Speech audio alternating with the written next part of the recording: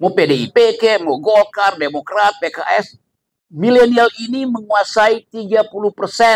Mereka memperoleh informasi itu dari buka YouTube, ILC, FNN, tempat saya ngoceh tiap hari. Dan fasilitas-fasilitas dunia. Silakan.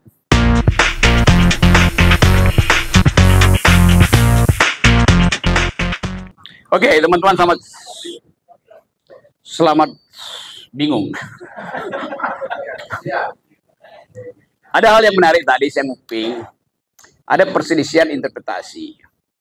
Tapi sebetulnya itu bukan soal interpretasi, tapi soal siapa pemegang hak terhadap yang kita sebut ekstraktif industri segala macam. Kan berawal dari situ tuh. Tapi kalau saya masuk di situ, ini ada Bapak yang selalu punya perspektif akademis. Saya masuk aja pada tema yang dibebankan pada saya, yaitu menguji apakah perubahan politik hari-hari ini bisa membawa kita pada semacam kepastian bahwa baik birokrasi, baik sistem pemilu, baik problem oposisi bisa kita kembalikan pada porsinya tuh. Dan ini yang mendebarkan kita sebetulnya, karena seolah-olah yang kita bicarakan setiap hari BIMTEK itu hanya soal teknis, bimbingan teknis. Tidak ada bimbingan etik. Itu masalahnya di kita sekarang. Iya. Ya bintik mesti. Dari bintek ke bintik. Dari bintek ke bintik itu artinya perubahan paradigma berpikir. Itu desain dasarnya. Oke. Ya. Ini orang dulu yang dicari-cari Jokowi karena dia menghina Jokowi dia. Tapi dia lakukan tindakan etik, yaitu mengkritik soal COVID segala macam tuh. Ya kan? Saya dulu juga. Oke, saya lihat nanti dalam 20 menit ke depan kita buktikan itu. Jadi teman-teman, hal yang paling kita gelisahkan hari ini adalah soal etik. Soal teknik itu bisa diatur dalam regulasi. Tapi etik melampaui regulasi. Itu soalnya tuh. Kemarin heboh pertemuan antara AHY dan Puan. Apa impactnya bagi peristiwa-peristiwa politik ke depan? Apa impactnya bagi koalisi? Apa impactnya bagi NTB itu? Mungkin nggak ada impactnya. Tetapi pertemuan itu memberi sinyal bahwa ada yang nggak selesai secara teknis sehingga harus dicari jalan etisnya. Coba kita ukur sedikit peristiwa kemarin. Orang menduga bahwa Megawati mengirim pesan pada Jokowi melalui pertemuan antara anaknya dan anak lawannya, yaitu AHY. Itu aja udah menimbulkan kecurigaan. Kenapa mesti ada pertemuan itu? Bukankah Megawati udah final dengan Ganjar dan Demokrat udah final dengan Anies? Kenapa mesti diupayakan lagi semacam perdamaian? Ini masalah karena semua kegiatan kita, entah kita bongkar undang-undang, upaya untuk mengatur ulang pencalekan teman-teman di NTB, itu akan tergantung pada selesai nggak perselisihan di antara petinggi-petinggi itu. Pertanyaannya di situ. Yang tadi bisa kita duelkan itu tinggal dia voting itu. Apa namanya, hak siapa atau kepemilikan pertama itu ada pada siapa, negara revisi itu atas dasar apa? Kan cuma itu pertanyaannya. Soal-soal yang tadi kan. Tetapi bagian yang itu, bagian tentang perebutan sumber daya akan ditentukan oleh komposisi di atasnya, yaitu percalonan presiden. Dan ini yang membahayakan kita.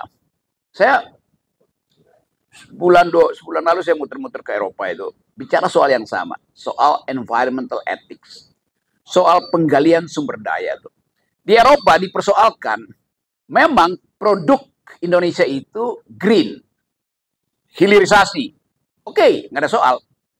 Tetapi bagi masyarakat Eropa, pertanyaannya adalah hilirisasi itu di hulunya demokratis apa tidak? Sama seperti kasus tadi itu.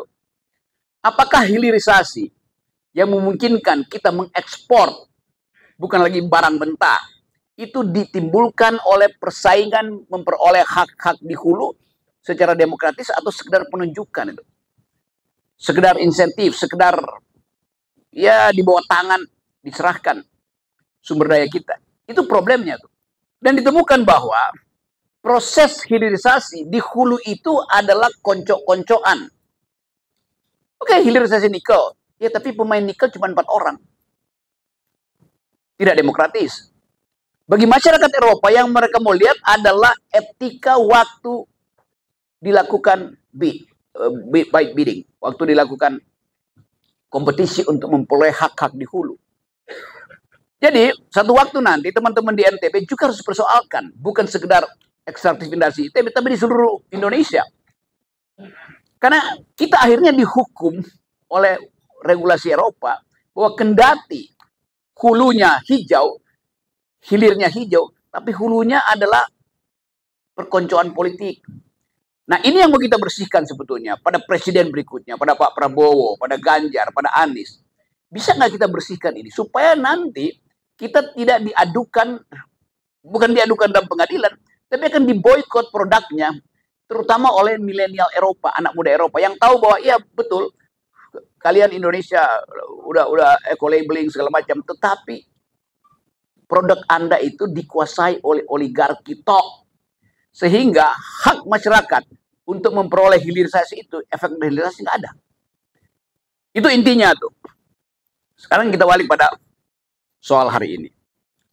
Kalau misalnya kesepakatan dunia yang kita tanda tangani, termasuk kebijakan-kebijakan di tingkat lokal itu, tidak kita tontonkan sebagai hal yang demokratis, kita akan di-ban.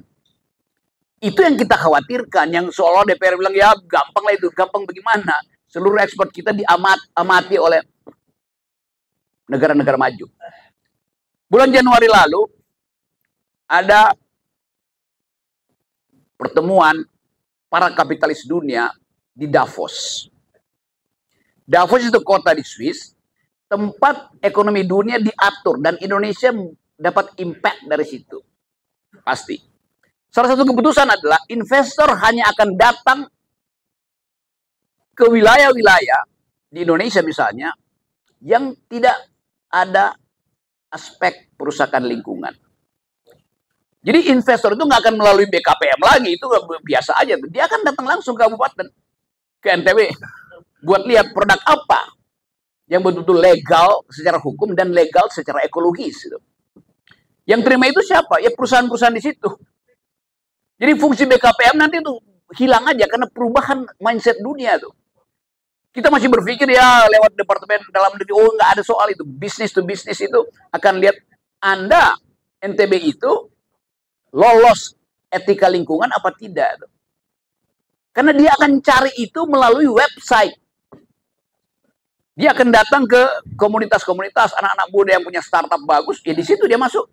Dia nggak melalui perusahaan besar yang sekarang beroperasi menguasai ekstraktif industri. Jadi kita mesti bayangkan ada perubahan mindset dunia, terutama soal produk-produk yang menyangkut deforestasi, perusahaan lingkungan. Saya kira itu yang mesti diajukan sebagai proposal baru dari NTB, karena bagian-bagian di NTB yang menyangkut ini tuh berantakan semua tuh.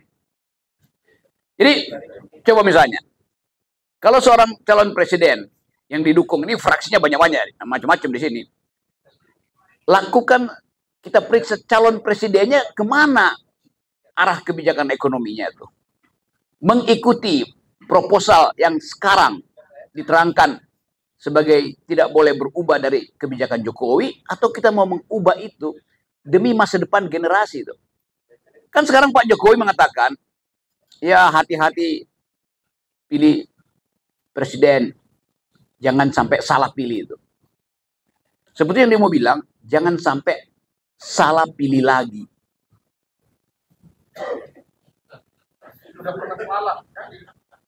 Kan itu kan dasarnya kan. Jadi di belakang pembicaraan politik selalu ada evaluasi etik. Kita ingin memilih presiden yang betul-betul paham tentang grammar dunia. Saya baca statistik terakhir tentang pemilu Indonesia. Swing votersnya itu, mereka yang masih ragu-ragu, 27 naik ke 30%. Dan itu anak muda. Mereka menunggu ada calon gubernur, calon anggota DPR, calon presiden, calon wakil presiden yang mau bicara dua hal. Satu, global security. Dua, environmental economy. Itu idenya begitu. Jadi kalau Anda kampanye nanti misalnya, yang masih mau jadi caleg atau jadi gubernur, tolong kampanyekan dua hal itu. Yang swing voters ini akan mengarah pada Anda. Dia nggak akan dengar lagi kampanyenya NKRI harga mati, nggak ada itu. Mau PDIP ke, mau Golkar, Demokrat, PKS, milenial ini menguasai 30%. Kalau ditanya, mengapa mereka swing voters yang potensial jadi golput? Karena mereka nggak lihat perdebatan di lokal maupun di nasional tentang dua isu tadi. Isu ekonomi hijau dan isu keamanan dunia. Nah, saya ingin teman-teman di NTB mempopulerkan isu itu. Supaya satu waktu orang tahu bahwa dari NTB ada pembicaraan tentang tata bahasa dunia. Melampaui tata bahasa partai. Partai sekarang kan sibuk koalisi kiri kanan. Nggak ada ide. Sementara swing voter semakin lama makin banyak tuh. Ditanya pada anak-anak itu, dibikin cross tabulasi dari statistik itu. Apa yang menyebabkan Anda belum menentukan sikap mau pilih partai mana dan mau pilih presiden mana? Jawabannya, mereka memperoleh informasi itu dari buka YouTube ILC, FNN, tempat saya ngoceh tiap hari, dan fasilitas-fasilitas dunia. Jadi nggak ada anak-anak muda ini yang mau dengar perdebatan di antara caleg, dia nggak peduli itu. Dia tunggu ada nggak caleg yang mengucapkan dua problem itu, keamanan lingkungan dan keamanan pertahanan. Jadi bayangkan Anda mau dapat suara dari mana? Dapat suara dari captive market Anda biasa aja. PDIP pasti captive marketnya udah ada, Demokrat ada, PKS ada. Tetapi ini ada generasi lain, lapisan baru yang nggak pernah Anda deteksi itu. Dia bisa tumbuh sampai 30%, 40%. Asuh wilayah ini. Jadi itu sebetulnya poinnya, nanti kita bercakap-cakap. Tapi saya ingin diskusikan itu karena kelihatannya politik sekarang seolah-olah udahlah siapa yang terpilih nanti udah ada amplop, jumlahnya udah segini, ini ditentukan di KPU segala macam. Tapi itu akan membatalkan ide kita untuk menghasilkan Indonesia yang bermutu di 2024. Saya nggak bisa bayangkan kalau ternyata pemilihan, ya udah sistemnya udah terbuka, oke, walaupun itu hasil tukar tambah. Tetapi setelah terbuka, apa yang mau diisi di dalam sistem yang terbuka itu? Menarik tukar tambah. Ya, memang tukar tambah loh. Karena ya kan sistem terbuka itu adalah hukuman dari Jokowi terhadap Megawati itu kan, gampangnya begitu. Ya itu tukar tambahnya begitu. Kan proposalnya dari Megawati yang tertutup. Setelah itu Megawati mengundang AHY bertemu dengan Puan. Itu adalah hukuman Megawati terhadap Jokowi. Cuman itu politik Indonesia, begitu aja. Saling mengganggu aja, nggak ada yang rumit membaca politik Indonesia. Yes, itu semua adalah soal tukar tambah.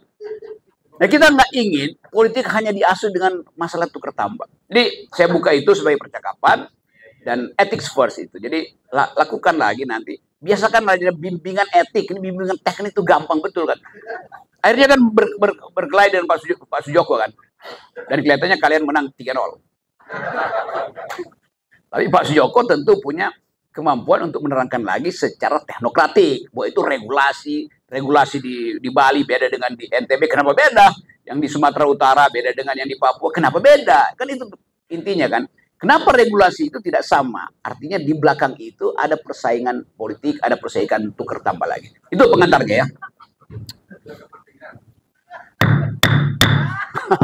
Silakan.